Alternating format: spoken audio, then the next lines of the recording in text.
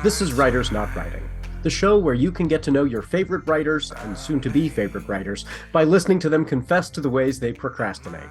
Thanks for procrastinating with us. I'm Benjamin Gorman, and the quiet guy behind the glass there is Doug the producer.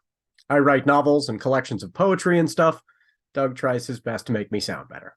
And each week we have a secret word to listen for. If you catch it, you earn the right to take an extra break at the time of your choosing from whatever is stressing you out. From NotAPipePublishing, welcome to Writers Not Writing. Today's secret phrase is sausage sandwiches.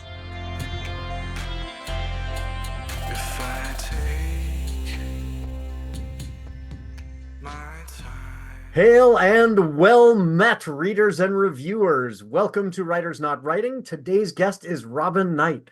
Robin Knight is the author of gay fiction novels, novellas, and short stories, ranging in genre from gay adventure, gay romance, gay suspense, and gay comedies. The heroes of Robin's books love to spend their time jumping off the page, stumbling through misadventures, and falling in love. Robin has worked in advertising, politics, journalism, and event management, but nothing is as fun as telling stories. He lives in Townsville, Australia, with the Great Barrier Reef on one side, the Outback on the other, and crocs and snakes everywhere. I got to tell you, my partner, every time I'm saying we need to travel to Australia, it's someplace I've always wanted to go, and she's like, everything in Australia wants to kill you. It does. Oh, the koalas don't. Koalas don't. Yeah, I mean, a kangaroo will punch you, but it doesn't want to kill you. It'll kick you to death. Yeah, Yeah. that's true. We'll just hope that she doesn't listen to this episode and hear that kangaroos also will kick you to death.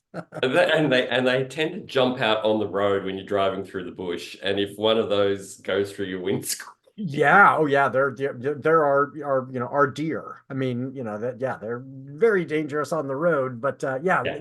the crocs and the very, very venomous snakes. You have the most venomous sea snake in the world there. I think we can avoid those. We're not. We actually, in Townsville, we have, I think that it's the eastern brown snake, which is the second deadliest snake in the world. And we have them in our backyards. Oh my gosh. Yeah, that's not helping convince Crystal that we need to travel to Australia. But you've done fine. Yeah, I got this far. Yeah, that's right. So before we get into all the stuff that you are doing, we have to tell the podcast listeners about these costumes that we chose, because we always dress up in costume, but our listeners can't hear what it is we're wearing. So what did you choose to wear for today's show? Well, today I'm going to try to put on a real Aussie voice for this because crikey, I'm I'm hunting crocs. And so I have got my Crocodile Hunter safari suit on, which is straight out of the 70s, but Yeah, right. apparently it's good for catching crocs. I've got an Akubra hat on, and I've got my net. I don't think you use a net to wrangle crocs. But it's a good addition to the costume, and you've got an enormous knife because we all remember you have to have a Bowie knife that's huge for that. So yes, you look absolutely the part, and I'm betraying my own ignorance. Here's my knowledge of Australia. I dressed up as Peter Garrett, the former lead singer of the band Midnight Oil. I've got the hairdo for it.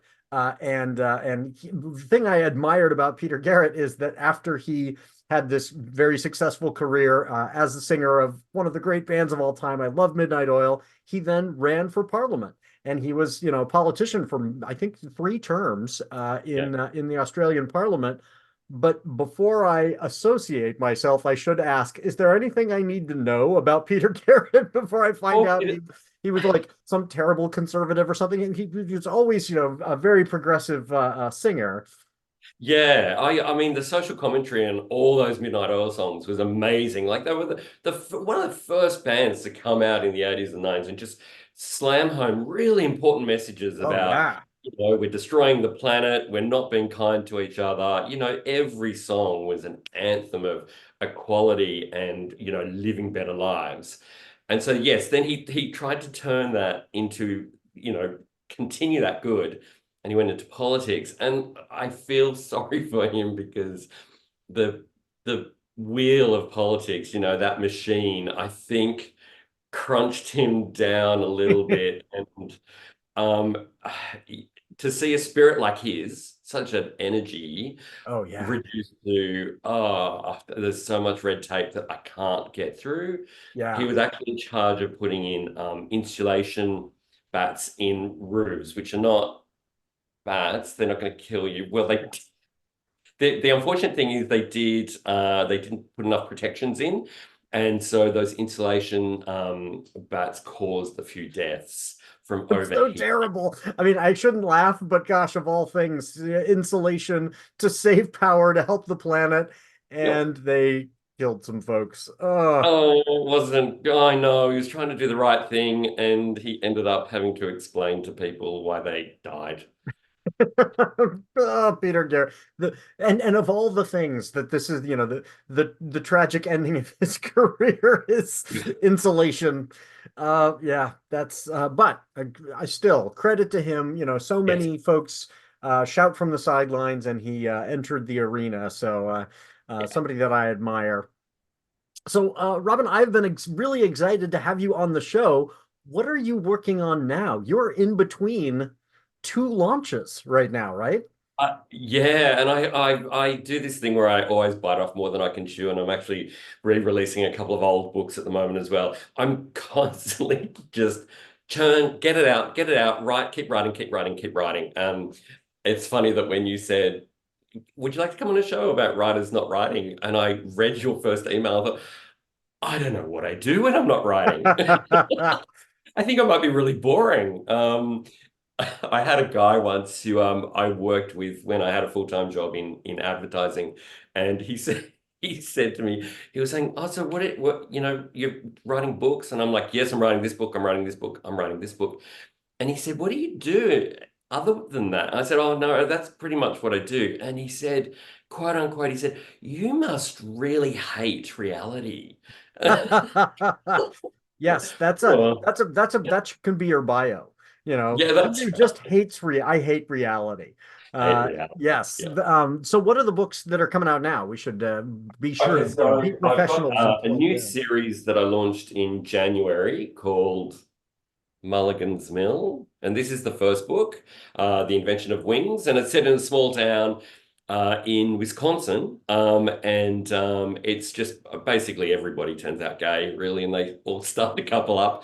But I've just released the second book, which I don't have a physical copy of at the moment, called The Blooming of Bud. And I'm working on the third book at the moment. And I've got another couple of releases coming out Wow. later. Yeah.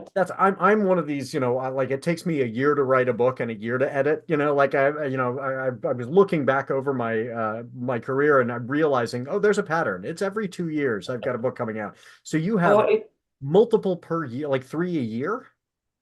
look, I worked full time in other jobs up until about 2 years ago, and it's really hard when Yeah. you've got a full time job and you do this on the side. My hat is off to everyone who's ever done that. And I did that for like 30 years, and I finally, I had an opportunity to do this full time. It wasn't the best of circumstances. My husband got cancer, and Oh, I had to quit. I had to quit my full time job to look after him.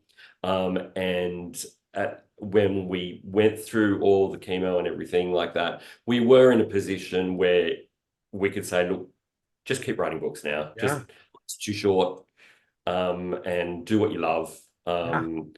So I'm really lucky that out of something awful came something really great and positive for me. Yeah, that's Uh, wonderful. but yeah, when I was working full time, I was lucky to get a book out a year, and Oh some yeah. years. Yeah. So I there are people who do it and I can't imagine. I mean, it is, with a full-time job, well, and you are a parent as well, and that's a yeah. lot of time too. So yeah, it is very challenging. So when you are pulled away from your work, what in pop culture has been getting your attention? So pop culture. I I'm late for the party on this one. But a couple of weeks ago, I binged on Inventing Anna, which is the story of Anna Delvey, who was the scammer, the German heiress scammer in New York. several years ago, and I was hooked. I feel like it's not the best show ever made. It's certainly got its flaws, but there was something about it that really shone a light on people in our society. And, every day there's more and more of them who are just trying to milk us of our goodness. Yeah. Yeah, I Yeah, remember. I have not seen the show, but I remember that story, and it yeah, it is right. wild. She was just able to insert herself into all of these, you know, places by presenting herself as this, heiress, Yeah. and people bought it because they wanted access and power, and And it was all about ego. It was everybody who she scammed, she was feeding their ego on a level where she wasn't a lovely person. She wasn't complimentary, but she was giving them something that they wanted to be fed. yeah, And these are smart people, these are rich people, these are influential people, and they all fell for it. And and you just look at people like us, your right, average Joe, and think, oh my God, I don't have a home. Somebody's right. going to But we come. I wouldn't be mean, able to live with ourselves. Like that's the thing. I mean, if you have to have a certain lack of conscience to go, oh yeah, yeah. this is a totally legitimate business I am running of scamming. I wouldn't be able to look myself in the mirror. She in the show, she spends, and in reality, I looked it up. She spent some time with living at Billy McFarland's house, who is the guy who ran the Fire Festival.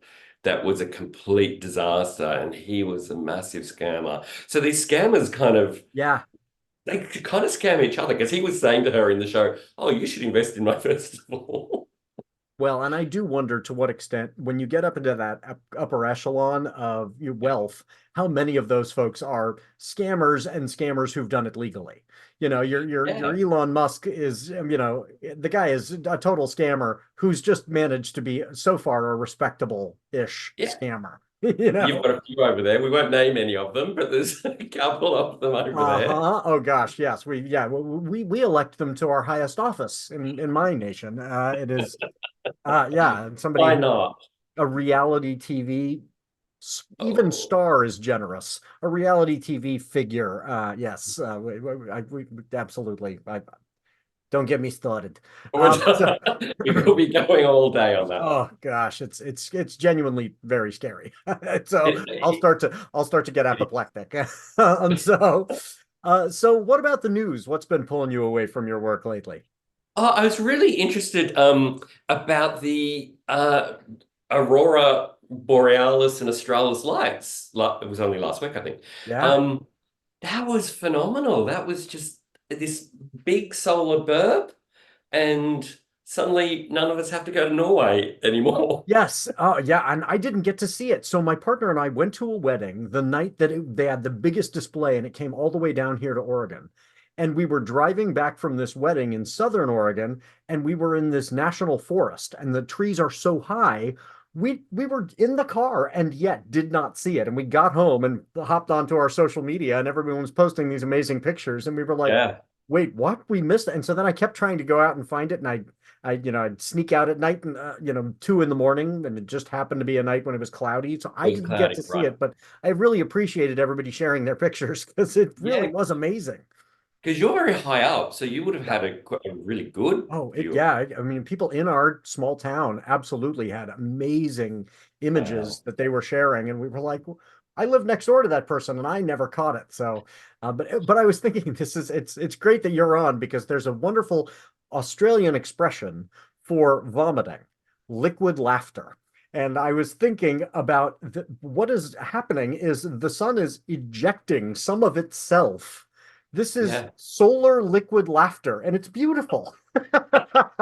And and throughout it all, there's always this fear also in the back of your head where it's going to disrupt all the Right. technology, it's going to shut down the planet, and we're all busy looking up, going, "Oh, it's so Right, beautiful." right. Hey, if we have to go down, a way that's beautiful is so much more preferable than so many other ways that, that we're.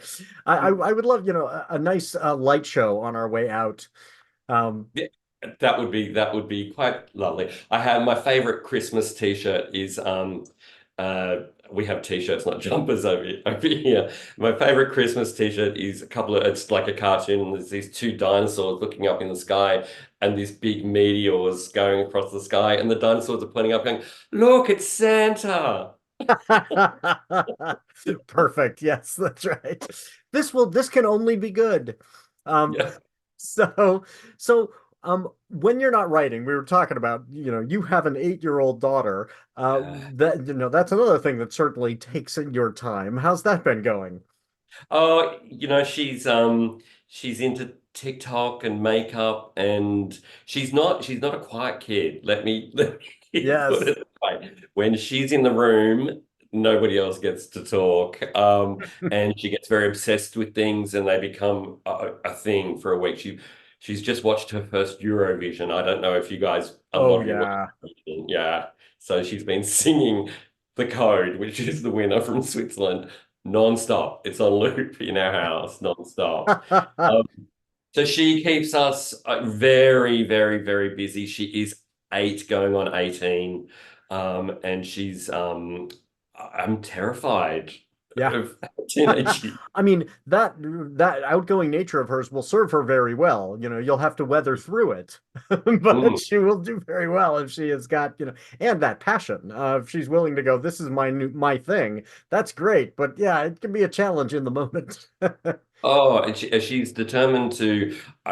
Talking about inventing Anna, the whole way through, I'm like, I hope my daughter doesn't turn out to be this person. Yes, She yes. doesn't. She doesn't. She's clever. She's confident. She doesn't want to work. She's like, no, I won't be working. It's like, yeah, you got to get a job. Yeah, she's figured out. No, there are people who don't. Exactly. She's never allowed to watch that show. Yeah, exactly. Yes, she's going. Well, I think what she would find, I've read, I have students, I teach high school English, and I have students who will say, oh, when I grow up, I want to be an Instagram influencer or a TikTok Oh, influencer or whatever. yep. And I inform them, like, do you realize it's actually really hard work? And apparently, a Yeah. bunch of these people burn out because they think this is so fun. I'll live in Bali and I just get to take pictures of myself. And then they get down there and they're like, I have to post 4 polished Yep. videos per day to keep my follower count, and it's miserable. Yeah.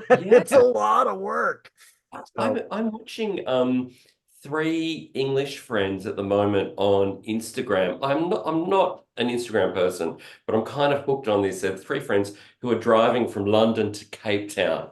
So they're going down that west side of Africa, which is dangerous yeah. stuff. And they're posting a video every day, which goes for, 3 minutes. Yeah. And so they're driving through really dangerous territory. They're lovely, they're smart, and yet clueless. Right.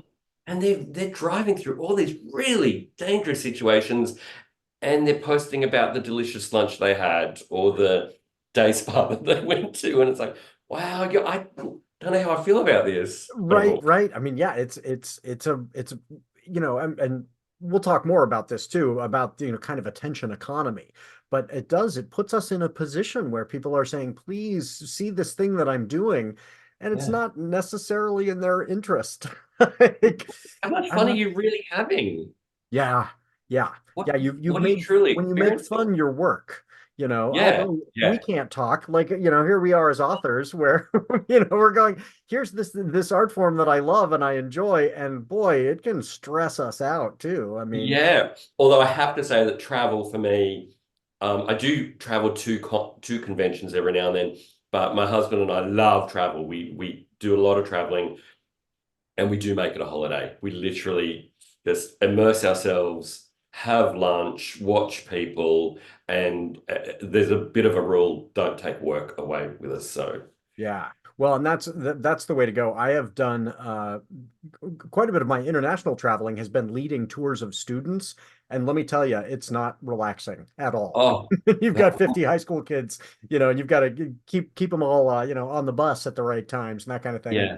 And my partner and I are like, we need to do more traveling without anybody who would not responsible. In fact, this last year we went to New York, and it was just with my son and three of my nieces, and they were wonderful. Like they were so great. But just keeping everybody in line, Crystal and I were like finding ourselves getting snappish at one another, and we were like, this is not relaxing at all. So yes, You, traveling and really genuinely taking your time is key. yeah, and experiencing the world, not experiencing the pressure of family. Yes, well, and we did that thing where we were going, oh, what are all the things we want to see? And of course, in a city like New York, there's way more than you can see in the amount of time. And Yep. you end up stressing yourself out and going, Yep. oh, we zipped through all these things. We didn't actually enjoy them. So yeah, whereas when we were in Rome, we would just sit and eat gelato and watch people. And that's the way to go. Like, Absolutely. take your time. Yeah. So I always ask writers about, I use kind of as a Rorschach, like, Dungeons and Dragons or Star Trek or whatever. If you were a fictional character in a world where people kind of are of a certain type, what would be your type in that world? And so I'm not sure which, you're not a D&D guy. What would be No. your kind of world universe where people fall into types? One of my best-selling series is a gay adventure series. It's like Indiana Jones. So the great thing about being gay is you can take anything that's successful Oh and yeah. straight and turn it gay, and it's Yes. original. Write the gay version. So Oh, that's great. so I would So totally go down. I love plotting those books. I love all the traps and the pyramids and the temples and the ruins and maps and the things they have to solve to get through all these adventures. So I think I'd love to be in that world. and would you be the archaeologist? Would you be the Indiana Jones kind of character, or would you be a different type in that world? I'd be the nerdy sidekick, I think. Yes. Because despite the fact that I'm dressed as a crocodile hunter, Yes. I'm the last person who will hunt a crocodile. So I'll just say, look, I've done all the research. I've solved that puzzle for you.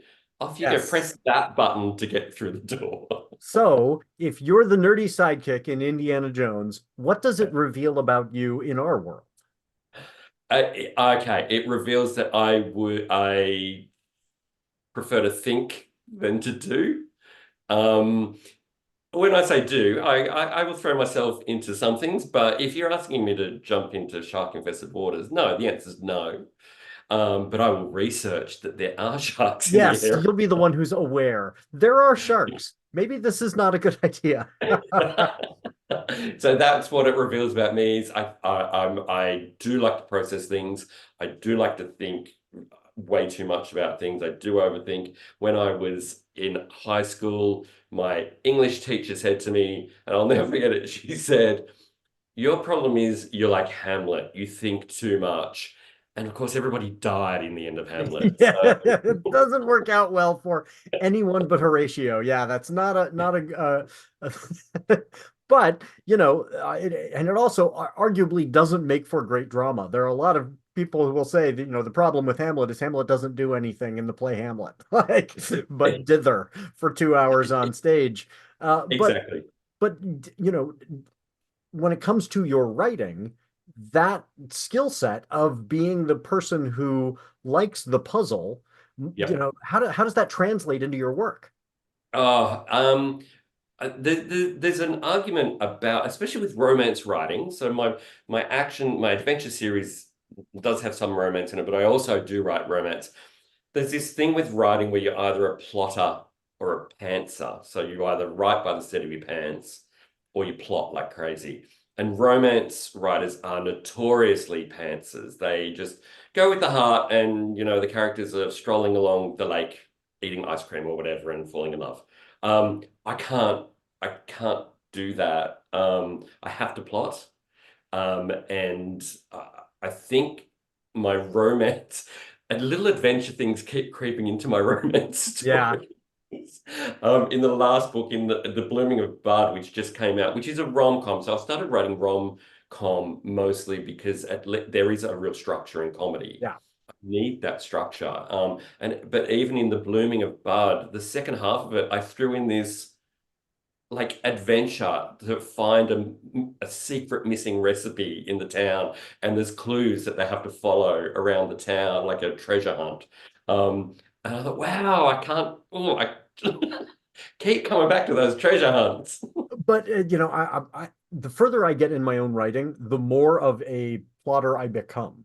Yeah, And right. it is because I have done the pantser thing, and you can really get bit at the end if you have not planned it out carefully, and you find yourself going, "This is just kind of wandering." Like, this Yeah, is, and nothing worse than writing 40,000 words and going, I don't really know where this is going or what they're doing. yeah, This is just one kind of meandering scene after another. I lose interest. I lose interest in what I'm doing, and uh, if a writer isn't interested, no reader will be. exactly. Yes. If I'm not enjoying this, who is going to possibly enjoy this? Yes. And so that has, and learning techniques for plotting has really helped me, not just get to the end, but make sure, oh, this scene connects with this one in this way that's really satisfying. And so, yeah, that puzzle aspect, doing the research rather than jumping into the shark infested waters has served me well. But yeah, that's I can totally hear you there. Okay, so we're going to go to our ad break, but when we come back, I'm going to ask you what you've been daydreaming about lately.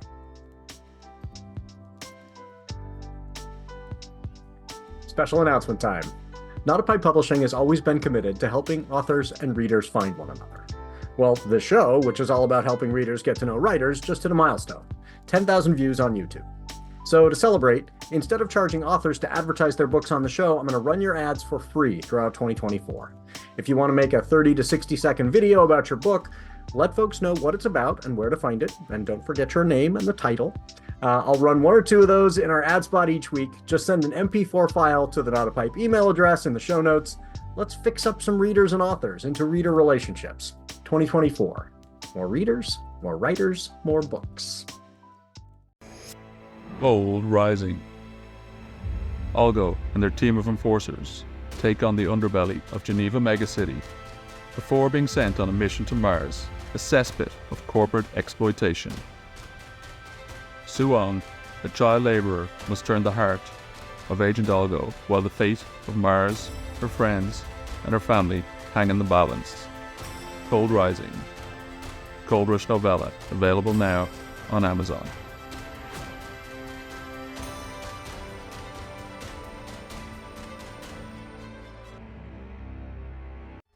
In 1883, the famous German philosopher Friedrich Nietzsche put forth the idea of the Übermensch, the Superman. In my latest novel, Project Übermensch, Geoffrey Cannon is either a modern-day messiah or the product of a military experiment gone awry. Either way, the young, inspirational guru has mad powers and metaphysical skills. But Geoffrey's life as spiritual healer and speaker takes a dark turn when some devotees, young women he's had brief affairs with, are inexplicably murdered under grisly circumstances, and rumors of Bigfoot and Sasquatch abound. Amazon is the best place to find my books. That's Lonnie Busch, Busch with a C like the beer. I hope you'll check them out. Authors, poets, screenwriters, writers of all kinds. We're putting together our team for the Alzheimer's Association's annual The Longest Day fundraiser, and we want you to join us to use your writing superpowers for a good cause. Our team, Writing Against the Darkness, joins together via Zoom or in-person meetups and writes from dawn until dusk on the summer solstice. So mark your calendars for Thursday, June 20th, 2024. We're teaming up with some wonderful partner organizations to build our team, thanks to the Author Alchemy Summit, Indigo Editing, Unsolicited Press, Pile Press, the Pile Press magazine Chunk, and Overcup Press for joining with NotAPipe Publishing in this fundraiser. There are links to all of those partners in the show notes. If you want to get to network with writers from these great partners, get a whole lot of writing done, and raise funds for Alzheimer's research and care for families suffering from this disease, click on the link in the show notes and join the team. You're going to be writing anyway. Why not write even more and do some extra good for the world? See you there. Welcome back, everybody. I am here with Robin Knight. Robin, when you've been daydreaming, what have you been daydreaming about lately? Well, they're not fun daydreams at the moment. I worry about the planet. We touched on this before with social media. I have a daughter. I have an 8-year-old daughter. She loves social media, and it's a struggle getting her off it, as it is with most kids. I wish she was outside climbing trees, but she's not. Um, and it terrifies me where we're going. Are we getting dumber? Are we? That's, Yeah, I mean, in a I nutshell. genuinely think so. I think that the challenge of the algorithm is that a lie is far more interesting than the truth. The truth is Yeah. banal. If you say, guess what? I'm putting out a new video that says the Holocaust happened. Yep. That is not interesting to anyone. But if you, Mm. lie and say, Yep. hey, this horrific major world event never took place, you get attention. And Yeah. so I think it is making us dumber. And the echo chambers that we can so easily fall into and believe things. And I look at my parents' generation, and it's really scary that they've been through a lot, and they are the ones who are getting led into, my Yes. parents are in their 70s, they get drawn into these echo chambers, and they'll turn around to us and say something ridiculous. And Yeah. Yeah, that has been really interesting, hasn't it? You'd think the folks who are not, as savvy with this technology would be less inclined to be fooled by it. But in fact, it's the opposite. It's their generation is the most easily deceived by this new tech.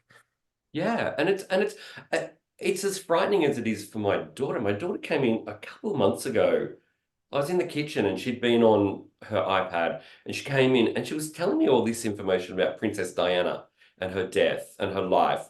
That was all lies. It was all completely saying that she was a really bad person. She said, so Princess Diana was this really awful person and did all these really terrible things. And I said, show me what you're watching. And she showed it to me, and it's just these two guys who are talking to each other like we are, Right. who are they're just spouting these lies. Yeah. I mean, And you I said, can say anything. I think that is one of the challenges is we've lost that sense of here is this, the Walter Cronkite arbiter. Here is the yep, authority figure who will say, well, yeah, but that's not accurate. And those yeah, folks those folks are uninteresting. yes, Even the term ombudsman is the least interesting person working at the newspaper, right? But we need some kind of social ombudsman who will say, hey, we got it wrong. That's not correct. yeah. Fact checking has just gone out the window. I can go online and say anything I want to and have a whole heap of people believe me. And that makes me a terrible person. And I'm creating other terrible people. Well, and I think it's that short term versus long term. Like in the short term, you get a lot of attention. And Yeah, this technology has not been around long enough for us to react to, oh yeah, remember, we all watched what happened to the career of whatever his name was, who made a career of lying and then destroyed his reputation and his relationships. And once that, maybe we will adjust and yeah. start to say this is bad practice in the long run, but the long run hasn't happened yet. Yeah, I just find it frightening, and I feel like we are getting dumber. I feel like we're just falling for, lies left, right, and center. We're not forming our own opinions. We're listening to somebody else's opinion and adopting it. And who knows where we'll be in 10 Yeah. years? Yeah, I'm trying to remember the circumstance today. It was something very minor. And I was talking to my partner and I said something about, oh, no, I'm wrong. And then I went, and and it was just an impulse. And then I was thinking about, I frequently have told folks, we need to get in the habit of saying I'm wrong. It is Um, okay to be wrong, uh, rather than, oh, I've got to double down on this just incorrect, whatever it was. yeah, own it. And one phrase that came out, it's old now, but 20 years ago, young people started saying, I say young people like I'm ancient. I am turning into that old man. Um, when people started saying, "Oh, my bad," I was Yeah, like, "No, say you're sorry. Don't say right. my bad," because what you're doing is you've cutified the Yes. apology. You've made it cool and cute. My bad. And it's like, no, just say I'm wrong. I'm sorry. Yeah. That's Yeah. Yeah, I own that I was incorrect, and also that it caused you harm, and not that Yeah, it's cute to have caused yeah, you harm. yeah, Yes, absolutely. Yeah, that pivot did not serve any of us well. Whereas, no, some of the kind of shame cultures, I find myself admiring, like, cultures like the Japanese, where you have multiple ways of apologizing and you apologize all the time. And I'm like, yeah, we could the pendulum could stand to swing back towards that. I agree. Yeah, a lot more sorries, a lot more ownership would go a long Yeah. way. So, announcements. So what all is going on that you want listeners to know about, that's coming out from you, or that's going on in your career? Well, like I said, I don't have a life, and so lots of books coming out. There's lots of books coming out. I've got multiple series on the go at the moment. And in terms of because I write mostly gay romance and rom-coms, and I thought it would be interesting to share because every time I say this to somebody who's not in that world, they find this fact really fascinating. That the audience of gay romance is mostly women who identify as straight. They're housewives, or they're not married, they're single. And a lot of America loves romance. And every time I say that to people, they go, but don't you just write for gay men? And it's like, no. And gay men are a really small percentage of the authorship. We don't, I think there's about 5% of gay fiction authors are gay men.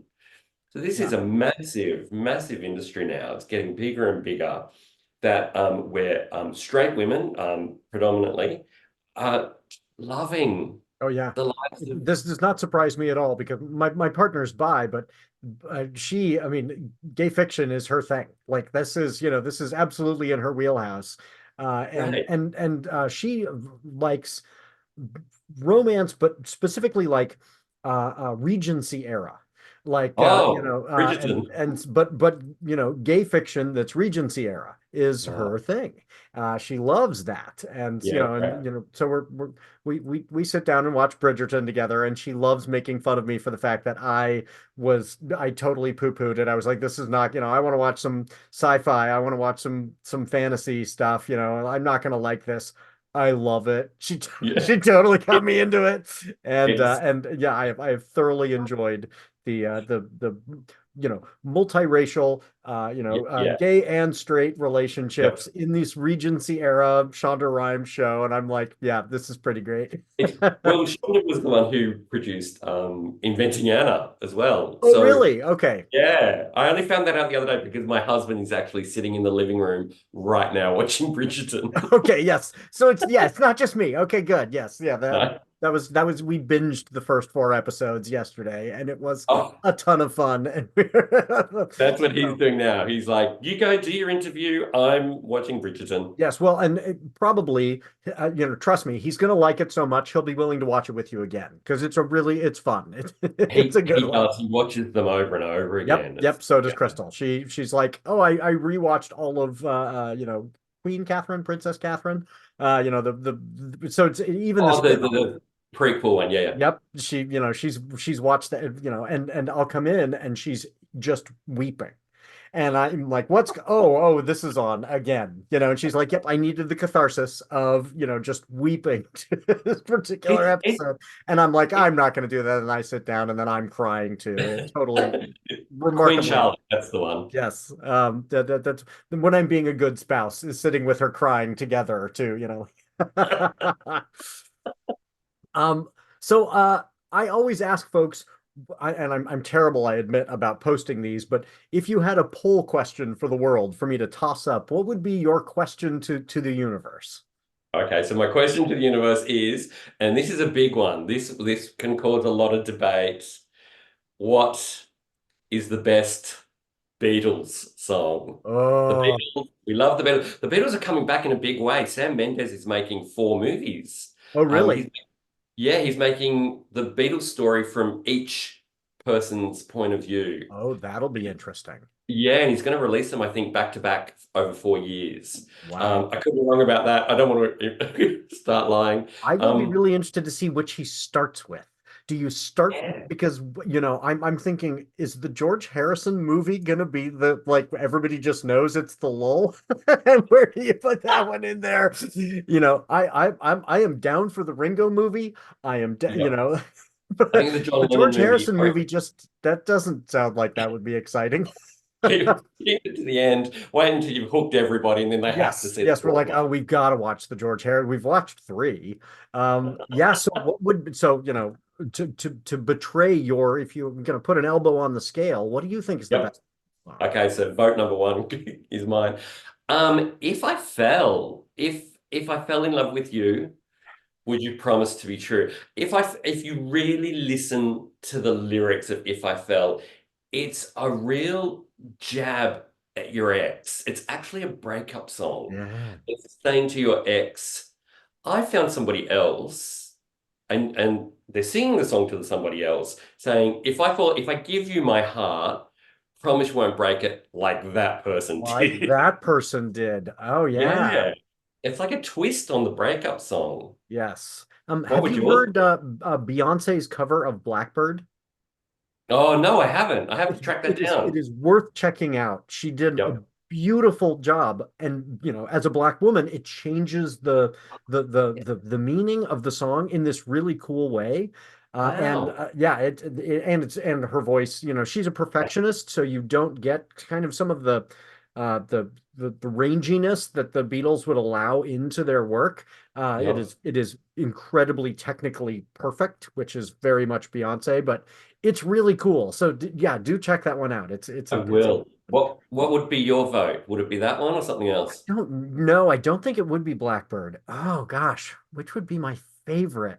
I'll have to give it some thought because there are a couple on like Revolver that don't get enough attention. Oh, there's They're just heap. I think if I had a second choice, it would be While My Guitar Gently Weeps. yeah, Again, it's a song about the world, and we need to, wake up people and, don't keep things heading in the right direction. Don't make the wrong turn. yeah. But there are some on like Sergeant Pepper's that are just so fun too. And Yeah, so yeah, that would be really tough because it's what you're yep, looking for. Their kind of oeuvre is broad enough that yeah. what would be my absolute favorite? That's a good one. I'll toss that one up. See if we can get some conversation going about that. Good. I want to know. Good. So what is on your TBR pile? What are you looking forward to reading?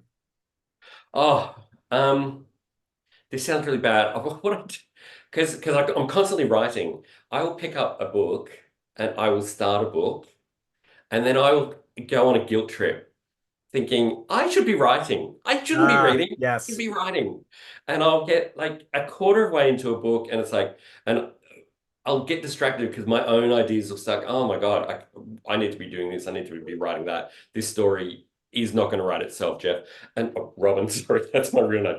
And so off I go, and I'll normally not go back to a book. So the one book that I started um, was Call Me by Your Name, which I was loving. Of course, the movie is amazing. And once I saw the movie, I was, oh well, I've got to read the book now.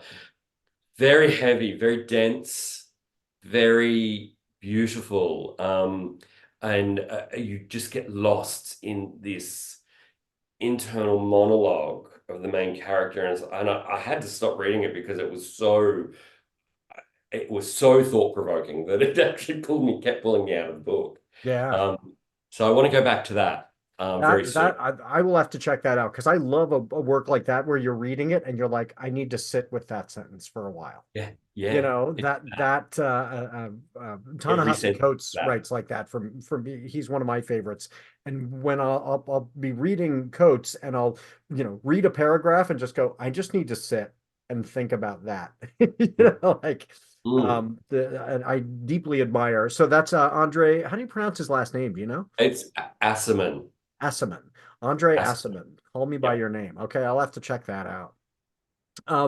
So the uh, one of the things I like to talk about is, we've already talked about how the kind of the algorithm creates outrage.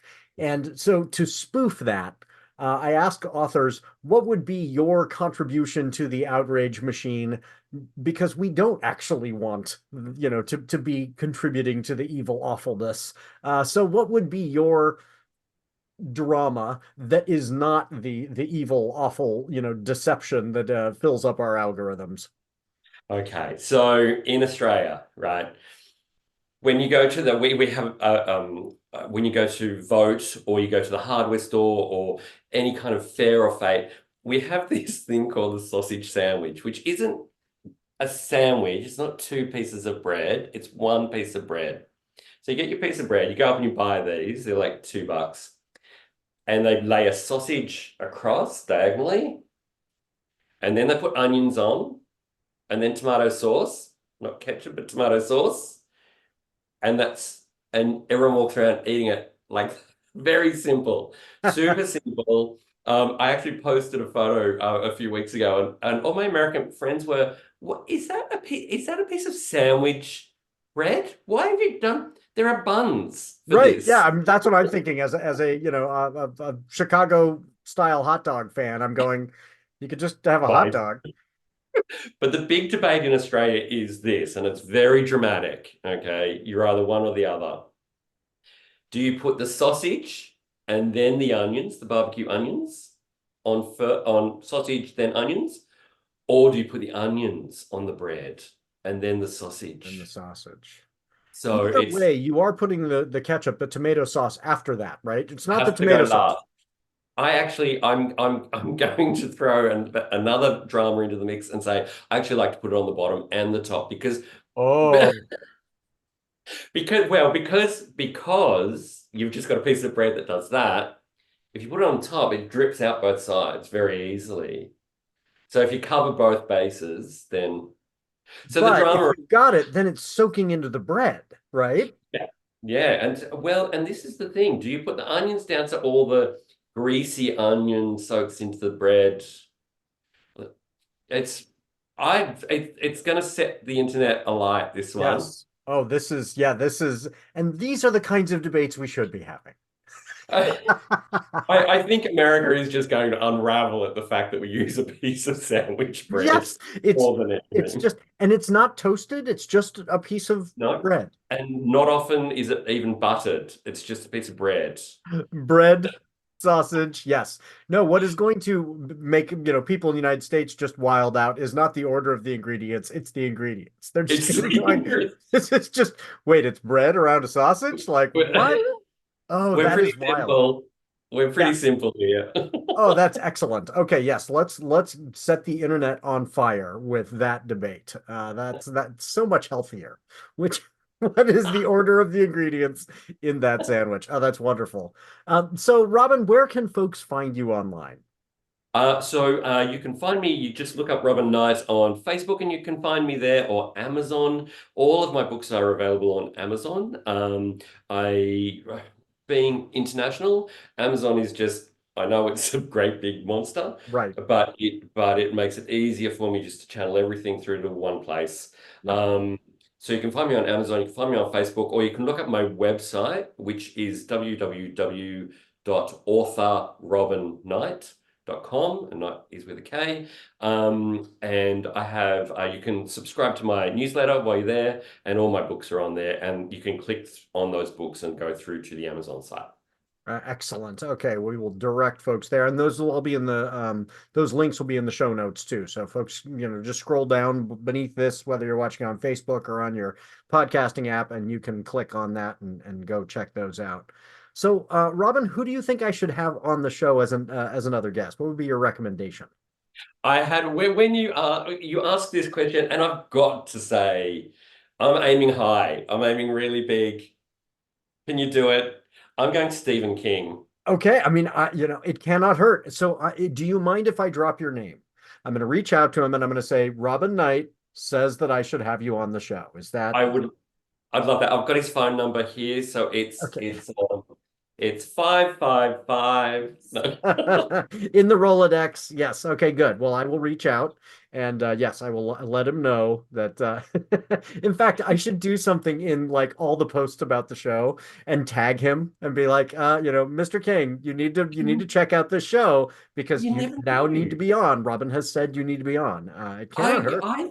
I reckon you can do it. I Oh think yeah. he's the kind of guy who would go, you know what? Yeah, let's do Why this. not? Right. Well, and I would maybe get a little starstruck. So I read him. I'm one of those. I was a completist at one point. I'd Oh, read everything. Then I fell away, and then I came back recently. He wrote a book called Fable, which I highly recommend. And it was nice to come back and go, oh yeah, he's still got it. Like oh, he's a he's great incredible. storyteller. But to be a completist, that's a full-time job, It was a reading all lot of the books. books. Yeah, this was like high school, college, high school and summers in college. And I would just tear through them Yeah, and learned a lot about good storytelling. Like the guy yeah, really knows what he's doing. There's a reason why Stephen King is Stephen King. So yeah, I'd yeah. love to have, and he goes by, Steve to his friends. So Steve, if you're listening, come on the show. Come on the show. Well, your questions are so good. He's got to fall I, for them. I would hope he would enjoy it. Yeah, that would be really fun to have him on. Yeah. So there's some folks I need to thank before we get to our advice for our listeners for their as they enter into their weeks. But before that, thanks to artist Max Oakland who reached out and provided one of his songs for our intro. I prefer the dusk. Let Max know you like it by following him on Twitter at Max Oakland with 3Ds. And thanks to Halisna CCO for their song Kids for the ad break. If you're in a band and you'd like your song used on the show, I'd love to highlight a listener's work like Max's song, so email that to me. Thanks to Doug, the producer, for making this show sound good and taking the blame when it doesn't. And I cannot forget to mention, Writers Not Writing is a production of NotAPipePublishing, so please go to NotAPipePublishing.com and check out the amazing books written by writers who didn't procrastinate too much. If you like this show, rate it and review it wherever you found it. Check out Robin's website, authorrobinknight.com, and you've got the 2 books coming out, one just out and one coming out soon. So check out Robin's books and please give them click that 5th star, write a review, make Robin's day. It really does make a huge difference to authors to get those reviews from readers. And similarly, while you're at it, click on the little thumbs up button for this show. It will make a big difference for this show as well. So Robin and I want you to remember 3 things this week. Robin, what's your advice for everybody going into their week? My advice, it's straight out of Jeff Goldblum's mouth in Jurassic Park. Don't be like the Jurassic Park scientists. Don't do something just because you could. Do it because you should. That's excellent advice. And I always say a book without spaces would be gibberish, and our lives need spaces too, so don't ignore the spaces. And third, no matter how much you procrastinate, Robin and I are still proud of you. We are. If I take my time